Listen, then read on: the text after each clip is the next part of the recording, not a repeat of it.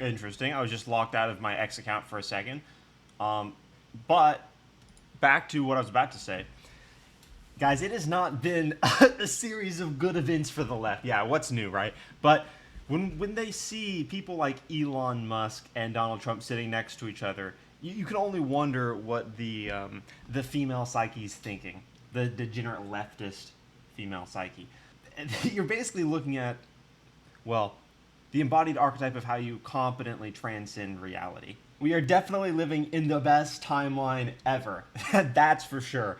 Now, you can only imagine what the degenerate, broken, ravaged female psyche thinks. I won't even use the word thinks, because does it think?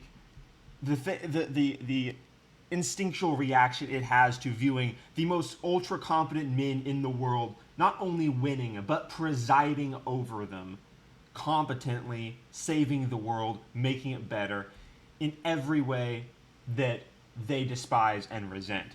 Last night at UFC 309, Elon Musk, Dana White, Don Jr., Eric Trump, and others, like the Speaker of the House and other people like that, were in Madison Square Garden. The volume recorded inside that stadium was reportedly the loudest people had heard. And again, we should be very grateful to be living in this world where truth saved America against all odds, against the forces of degenerate leftism, the degenerate female psyche. You know, I'll share a story with you guys that I haven't shared publicly on my channel, but about 3 months before the election in November, I was visiting family, and what the hell, I don't mind sharing this.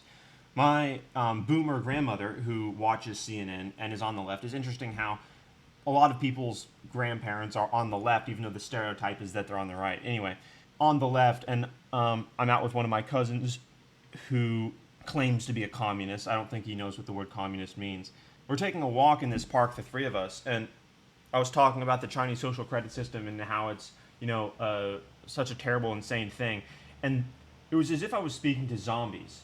It was as if I would say something and then they would just stand very awkwardly as if they're sharing some sort of common understanding and not responding to me normally, like a normal person would if you were to talk to them. And it got to the point where my boomer grandma actually just said, "Stop talking about that." When I was talking about censoring people in accordance with the left-wing ethos in communist China, my leftist grandmother's response was to stop talking about that. Censorship, right? The irony is crazy. Given the fact that I'm, of course, not a coward and we live in America and not communist China, I continue to talk about it, pointing out to her even that her instinct to censor is in alignment with the pathological, psychological disorder of the female personality distribution, which is preyed on by left-wing authoritarian regimes. But this, like I said, this was 3 months ago, and we were living in this time where the left wasn't sure if their psychopathology was going to be held accountable, if their psychopathic tendencies would be held accountable or not. And so the ethos there was, from her that I could detect, maybe I need not engage with ideas, maybe I need not engage with anything that I'm saying, maybe I need not confront objective reality, use logic or reason, because we've already waged war on coherence. I have other stories about insane stuff my leftist grandmother had said. I might give other examples at some other time, but she had made many anti-reality statements. And the ethos was, maybe instead of even confronting the fact that I'm being confronted, we'll just sit here in silence instead. Then, of course, fast forward 3 months and we see the utter, complete, total evisceration and rejection of everything that she thinks by a majority of millions of Americans, of course. So, it ended up going very well for me as well as America. But whenever I think of the degenerate female psyche, one of the crystallized examples that comes to mind is that situation, the blank stare. The palpable fear of confronting ideas, of being uncomfortable. And I've seen it with men too. When I can talk about that. Other examples in my family. But the worry that you might be prompted to stray outside the ideological bounds of the concentration camp, the group ideology, where if you go outside, oh my gosh, you're no longer part of our good person cult. They've been shattered. They've been broken. And that's the reason why when I see images like this, when I see people like this, I'm reminded of the seriousness of the battle, of the depth of the evil that some people were willing to propagate on humanity and civilization. And if it weren't for heroes standing up against them, they would destroy and burn, tarnish and disintegrate every good thing that they could get their hands on. I have other stories of crazy stuff people in my family have said. I can only imagine how they're coping now. Again, given that all of their positions have been so totally rebuked and rejected.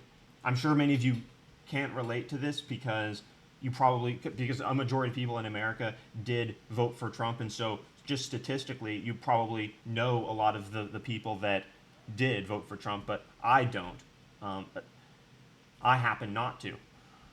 So it's very interesting. And it's great to see ultra competent men, the most competent men in the world, thereby, of course, inevitably embodying coherence, the coherence that the leftist degenerate female psyche rejects, and then transcending, rejecting, eviscerating the failed mental models of these degenerate psyches while embodying why they're wrong. I see the serious of Marxism as being too connected with psychological resentment to ignore. And this is the reason why I won't stop talking about the left's connection to degenerate femininity. Because that, I think, is one of the biggest problems and things we have to transcend this century. Beating them was a start, and oh man, was it a good start.